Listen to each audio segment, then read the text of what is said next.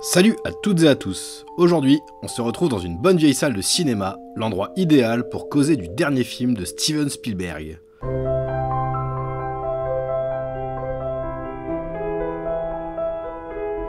Mais avant ça, on va revenir un petit peu en arrière. 1976. Sur le tournage de Rencontre du troisième type, François Truffaut, qui joue le professeur Lacombe, et comme beaucoup, c'est d'ailleurs là que je l'ai découvert, conseilla à Spielberg de réaliser un film sur l'enfance.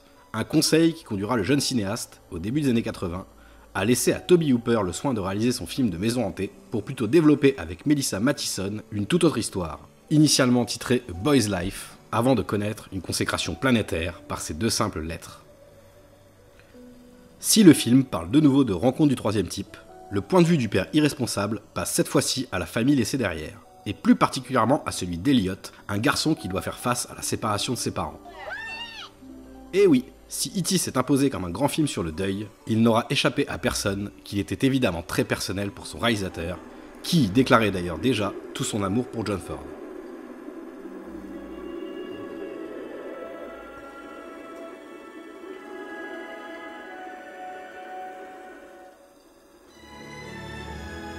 À la manière d'un Truffaut sur les 400 coups, Spielberg en aurait-il trop dit de sa propre vie ? En tout cas, sa figure devient vite un mythe pour nombre de cinéphiles à travers le monde. Un mythe de cinéphile ultime, justement, comme seul Tarantino en incarnera un équivalent depuis. Ainsi, fin 90, Kevin Williamson ne manque pas de réinvestir ce mythe qu'il mêle à sa propre vie pour créer la série Dawson, racontant les aventures sentimentales de l'ado le plus fan de Spielberg de tout le Massachusetts, et qui, comme son idole, tourne même des films avec ses potes. 10 ans plus tard, Jar Jar Abrahams fait de même avec son Super 8, film de nouveau autobiographique sur le deuil, mais également sur une bande de gamins réalisant leur propre film avant de rencontrer eux aussi un extraterrestre suite à l'accident d'un train. Accident qui déjà faisait écho à celui de Sous le plus grand chapiteau du monde de Cecil B. 2000.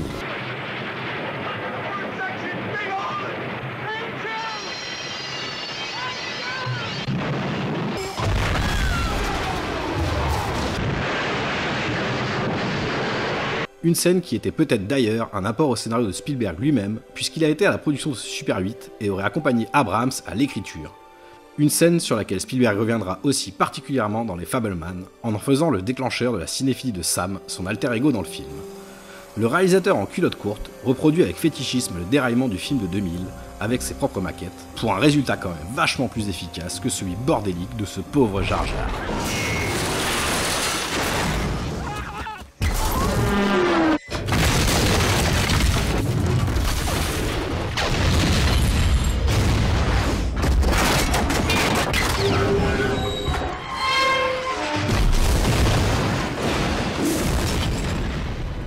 Et encore, on vous a pas tout lu.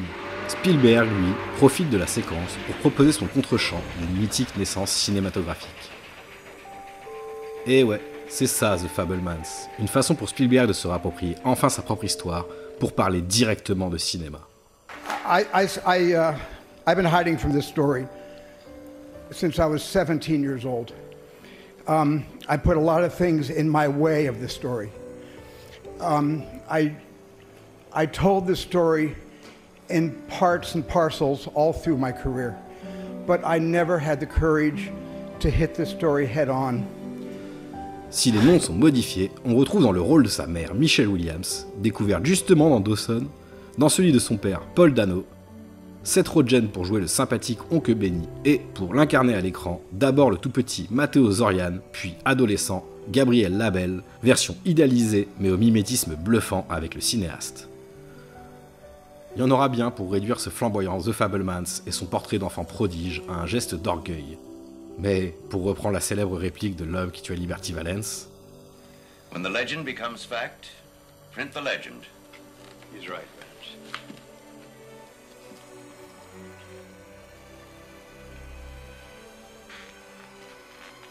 Vance. il est déjà 9h.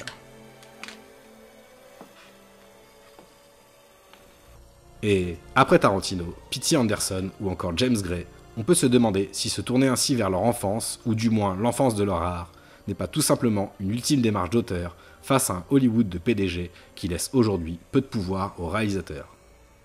Si on pense évidemment au cinéma de François Truffaut, une autre référence de la nouvelle vague s'impose à nous devant cette autobiographie cinématographique, Alexandre, non pas Astier, mais Astruc. Si Astruc aura œuvré pour le cinéma et la télévision, c'est sûrement pour un texte qu'il passera à la postérité.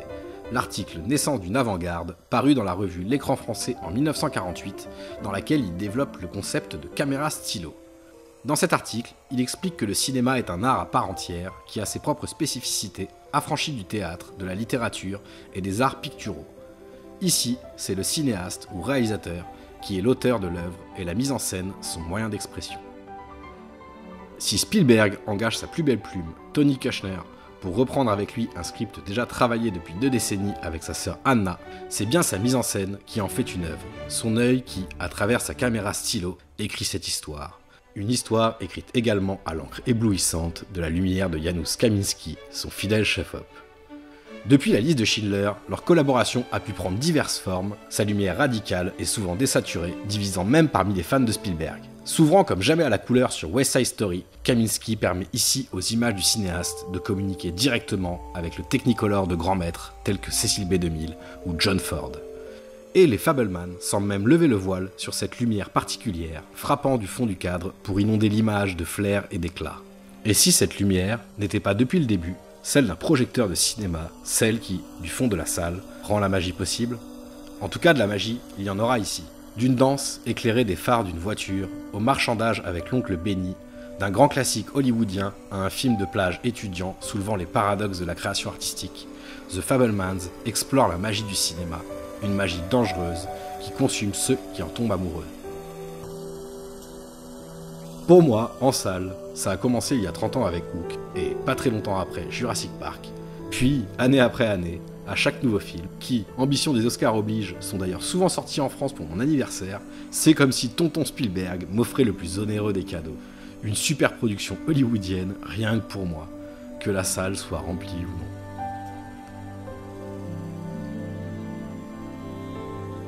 Et The Fabelmans, c'est, pour reprendre une expression aujourd'hui un peu galvaudée, mais qui fait ici pleinement sens, une véritable masterclass. Une toile de maître d'un fringant jeune cinéaste de 75 ans, et le plus fabuleux des derniers films, avant la fin des salles.